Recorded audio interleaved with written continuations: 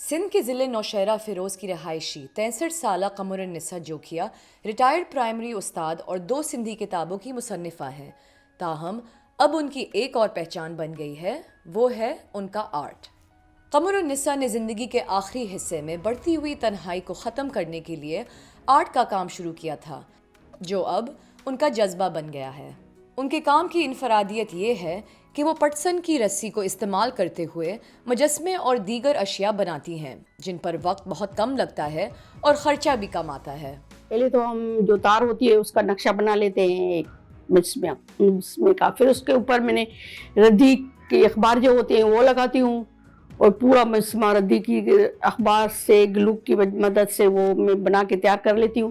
اس کے بعد جو ہے نا اس پر میں سوتلی، جس کو انگلش میں جوٹ کہتے ہیں، وہ پھر میں لگاتی ہوں۔ پھر لگاتے لگاتے میں وہ پورا مجسمہ جو ہوتا ہے نا بالکل تیار ہو جاتا ہے۔ وہ تو ایک دن میں تیار ہو جاتا ہے، اس میں اتنا کام نہیں ہوتا، لیکن اس کے بعد جو جس نے جیسی وہ شخصیات بنانی ہوتی ہیں ان کے تاثرات بنانے کچھ مشکل ہوتے ہیں۔ پھر میں ان تصویروں کو دیکھ کے اور میں ان پر تاثرات پر کام، ان کی آنکھوں پر اور ان کے کان کیسے ہیں، تو کس کے بڑے کس کے چھوٹے، آنکھ گول کچھ کیسے، اس طریقے سے وہ پھر بناتی ہوں تاکہ وہ جو مجسمہ ہے وہ اس شخصیت کا تاثرات دے سکے۔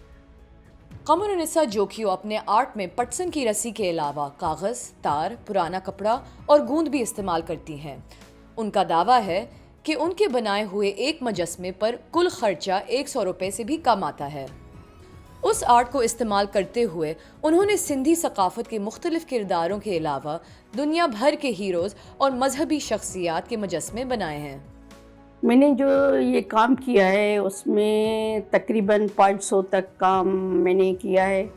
جو یہ مجسمے ہیں وہ میں نے بنائے ہیں، کچھ خاص ہیں اس میں۔ حضرت شابرتی بٹائی ہے، سچل سر بست ہے، اور سامی ہیں جو شاعر ہیں، اس کے علاوہ جو فنکار ہیں صوفی بزرگ، اس میں عبدہ پروین ہے، سرا فقیر ہے، اور کنور بھگت صاحب ہیں، اور صوفی بزرگ جو ہے وہ فتح فقیر ہے۔ وہ جو ہے بچوں میں کردار بہت مشہور ہے، کیونکہ اس کی وجہ سے وہ ایک سندھ کا دانا درویش تھا، تو اس کی وجہ سے مشہور ہے۔ یہ میں نے بنائے ہیں۔ باہر کی جو شخصیت بنائی ہیں اس میں زیادہ تر انڈیا کی جو ہے، اس میں مہاتما گاندھی، اندرا گاندھی، اور اس کے علاوہ لیڈی ڈایانا ہے، ماؤ زی تونگ ہے، وہ میں نے بنائے ہیں۔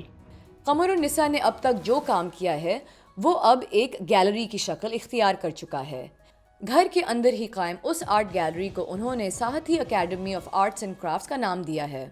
نوشہرہ فیروز کو تاریخی طور پر ساہتی پرگنہ کہا جاتا ہے۔ سندھی کا لغت میں اس کی معنی ہے وہ علاقہ جہاں سہتا قبیلے کی حکمرانی تھی۔ قمر النساء اب گھر کے اندر اپنے شہر کی بچیوں کو بھی یہ کام کرنا سکھا رہی ہیں۔ ان کا کہنا ہے کہ یہ بچیاں کم وقت اور خرچے میں بننے والے اس تخلیقی کام سے پیسے بھی کما سکتی ہیں۔ میں نے کچھ چیزیں بنائی، بناتے نا بس میں نے سوچا کہ اور زیادہ چیزیں بنائیں، کیونکہ میں فارغ تھی، اس وجہ سے میں بناتی گئی، اور اس وجہ سے یہ آرٹ گیلری قائم ہو گئی ہے۔ اور اب جو یہ قائم ہو گئی ہے اس کو میں نے Sahiti academy art and culture کا نام دیا ہے، اور یہ میں سوچتی ہوں کہ آئندہ نسل اس سے بہت فائدہ حاصل کر سکتی ہے۔